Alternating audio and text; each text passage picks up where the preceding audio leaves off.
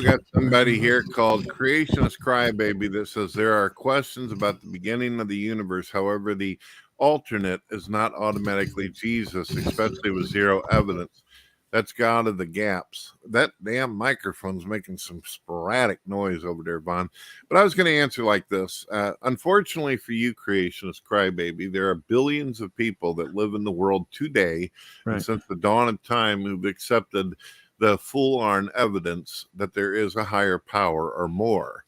Correct. So whether some little minority that decided to blow up shortly after Joseph Stalin called the atheist movement has an opinion about it, we don't really give a shit.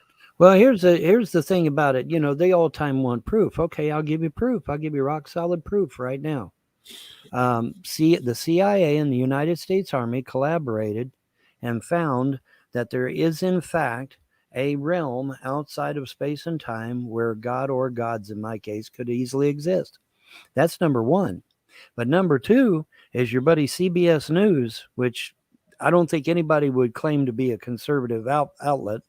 But CBS News had on scientists and doctors and specialists, and they all had a nice little powwow. And what they discussed on that show, and I need to get me another copy of that because I don't know what happened to my copy, but they all discussed on that show, CBS News now, the fact that when you die, you retain your cohesion after you die. No joke. They have, these scientists and doctors have proven it conclusively. They said we can now wait. We don't have to immediately revive somebody. We can sustain them for quite a while now before we bring them back. And when we will leave them out there, when they come back, they said, "Hey, I'm still me. I'm above you guys. Watching what you do." They were able to tell them their wives' names, girlfriends, what they had for breakfast. They had complete total recall.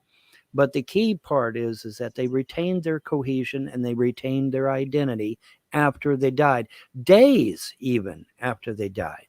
Okay, because the doctors and scientists were intimating that, even days after, we can bring you back now. They've got the technology now to be able to do that. And that's from CBS News, so you can't sit there and say it's biased in any way.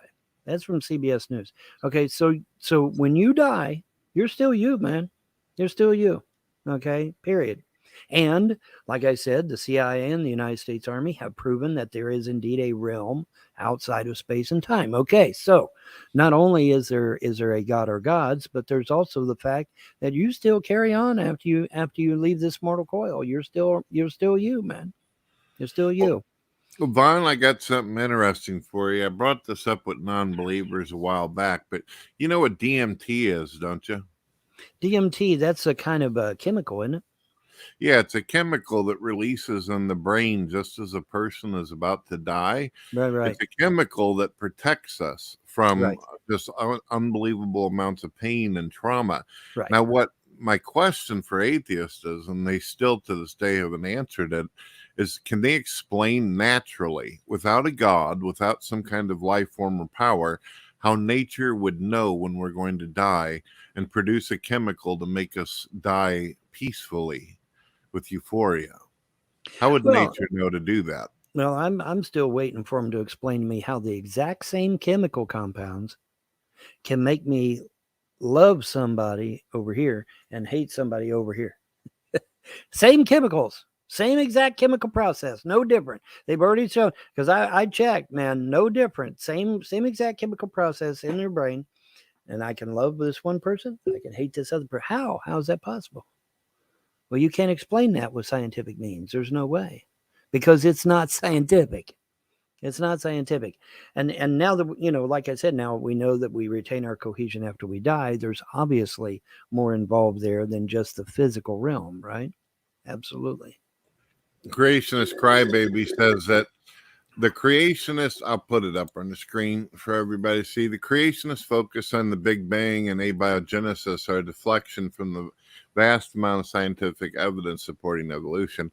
Well, for one, we talked about the supposedly the universe existing within a black hole.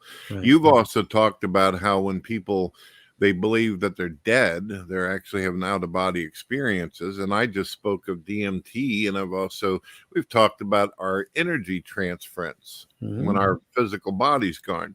So I don't know what the hell you're talking about, creationist crybaby. There's no evidence that you evolved from a fucking slug. Now, looking at your comment might actually imply that you do, but Well, here's the thing. Okay, the problem that they have with evolution is the fact that if that was true and we are descended from apes, why can't we reproduce with them? Okay, if we truly had descended from apes, we'd be able to reproduce with them, and we cannot. In fact, the chromosome count is different. There's chemical compounds in the humans and apes that are different. The skull shape and capacity is different. There's all kinds of differences.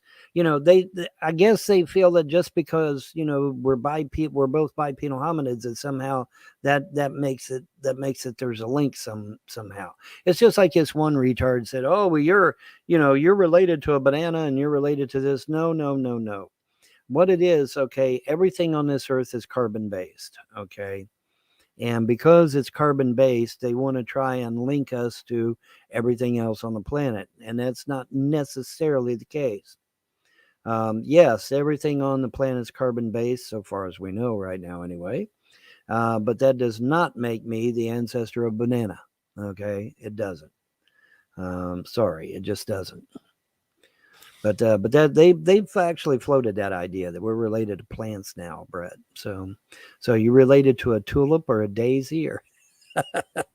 Well, I'd rather have come from a tulip than a rock, like scientists are claiming nowadays. They're actually saying that rocks were just sitting there, and all of a sudden, an atheist popped out of the damn thing. Now that kind of explains why they have such hard heads, that they come from rocks. But there you go. Right, there you go. That's right. But no, there is absolutely no evidence that macroevolution is a thing. Microevolution is a thing because microevolution is simply adaptation and mutation. Well, hell, we can see that every day. But that's not what we're discussing. We're discussing the fact, am I a descendant from an ape? And the answer is absolutely not. Because if I was, we'd be able to reproduce with them, and we cannot. In fact, there's numerous differences between apes and humans. Numerous. Joseph Stalin actually believed that was possible. He had gotten a bunch of scientists together and basically tried to put women inside of a room with these monkeys and tried to get them to rape them so they could create what is called the humanity. They also injected these women through the vagina, trying to put monkey sperm in them, thinking he was going to get a Planet of the Apes monkey army type of deal. No. No. It didn't work. Not one single creature. There is a myth on the internet, though, kind of like some folklore, that they succeeded at creating a monkey person or something like that, but I ain't seen it. Somebody says birds are avian dinosaurs. They're theropods like T-Rex. We have dinosaur fossils with feathers and bird fossils with teeth.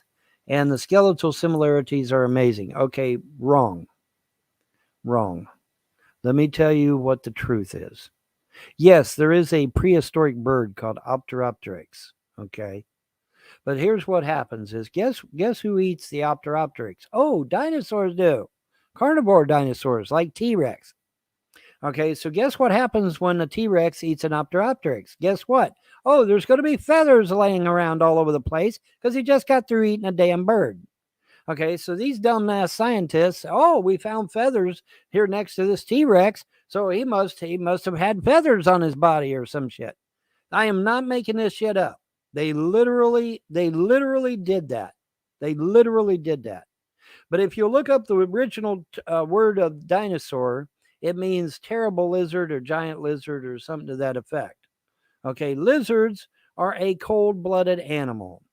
They are not warm-blooded. Birds, by contrast, are warm-blooded. You cannot cross the streams. Like Egon said in the original Ghostbusters movie, don't cross the streams. Okay, you're not crossing the streams here, bud. Okay, warm-blooded birds and cold-blooded dinosaurs, and the twain shall never meet. Sorry about your luck. Biology doesn't work that way. I'm sorry, but it doesn't. I don't care if you try, you're going to end up with marshmallow all over you. Well, the thing of it is, I don't care if you said it took billions and billions of years. My buddy Carl Sagan, billions and billions. I don't care if it took billions and billions of years. You're never going to get a warm-blooded animal from a cold-blooded one, or vice versa. It's not going to happen. Sorry, biology does not work that way. Sorry about your luck. However, having said that, was there ancient birds? Yes, the Opteropteryx. And there was a few others, I think. And then likewise, we had something similar to a bat called the pterodactyl, which had skin between its fingers, because its hand is actually its wing. So it was kind of like a bat-like wings. The pterodactyl did. So, Vaughn, we got somebody down here called Creationist Crybaby. It says, Brad, I thought in the past you said evolution had a lot of evidence and it was true. I remember saying that I believed it was true back whenever I also believed that objective morality didn't exist, and also believed that the universe poofed from nothingness like most atheists. Mm-hmm. Yeah, I believed that was possible back then, but then I got older and my brain cells started to develop and shit, and thoughts started actually happening. So yeah. there's a phrase from years and years ago. It says, if you're not a liberal when you're a child, you missed out on some of your life. But if you're not a conservative when you're an adult, you're a moron. So that seems to make sense to me. So there you go. They got a billboard in my town, Vaughn. This is going to make you laugh. It's got a picture of a kid drawn at a desk or writing or something. Mm-hmm. And it says, if you're homeschooled, you're going to miss out on the opportunity of being a gay communist. That's about the truth. That's about the truth now. It's pretty much the truth now. I mean, that's just the way it is, Because, I mean, like I said, here we're in it, man. We're fucking in it. And, Vaughn, we'll never experience that. Well, you're experiencing it because we're in it. Somebody has absolutely lost their fucking mind in the outside chat. It says, Von Helton, Biden is right of center. Are you fucking... Well, wait, what am I saying? Of course you're on drugs. But, I mean, you really took some serious shit this time because, man, oh, man, I mean, what the fuck, dude? Are you serious? Are you fucking mental? What? He might be right of center of retardation is what he might be right of center of retardation, but that's about it. Yeah. But, yeah, I mean, goddamn, dude. I mean, shit. Yeah, no, there's no way. There's no way. There is not 1 ounce of conservatism in Biden or in any of his lackeys. Not 1 ounce, man. Not 1 ounce, bro. But yeah, you really what's that phrase? Jump the shark? Is that the phrase I'm thinking of? Yeah, that's what it is. He fucking jumped over his evolved rock shark. Is what he did. Yeah, that's crazy. That's crazy. But have you seen some of these new videos and compilations of Biden where the motherfucker, this bitch, goes up on stage, walks right past the podium and shit, and then somebody has to come up behind him like he used to do those young girls to snip their hair and actually take him by his elbows and direct him to where the podium is. Right. And they fucking give him all the damn answers to the questions, and he can't even read the fucking teleprompter. It's ridiculous. Why isn't this guy in a fucking nursing home getting jello from a sexy, big-butted nurse? Well, that's what he's supposed to be doing. And like I said, I believe this is elder abuse. And the DNC, the high-ranking members of the DNC need to be arrested. This is a crime. This is a literal crime. This is elder abuse. Just because you don't get around and you live under a rock, Mr. Creationist Crybaby, or came from one, doesn't mean shit. Evolution relies upon detailed processes such as natural selection. What evidence can you provide for the design process and the designer? My eyeballs. I mean, I can go and I can look. Now I know you're smart enough to know what an electron microscope is. If you put any of these organisms under an electron microscope, guess what you find? You find that it's not even a corporeal entity at all. It's fishnet. Everything's a fishnet. Everything's a fishnet. Okay, this table right here, it looks solid and it feels solid, and we assume it is solid. But if you put this table, this desk, under an electron microscope, you're going to see a fishnet. It's not solid. When it looks solid, it feels solid to us. But see, the thing of it is that our fishnet cannot pass through this fishnet of the table, and so therefore the table is solid. Get it? But everything is fishnet. Everything. If you put it under an electron microscope, it's all fishnet. It's not solid. Okay, that's something that really blew my mind.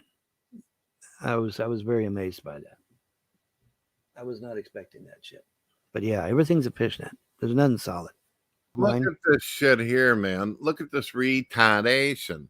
We share a common ancestor with modern monkeys and apes. We aren't descended from them. Did you not just watch that fucking video? Are you blind or Yeah, something? did you just Are watch you fucking the video? stupid? Just said.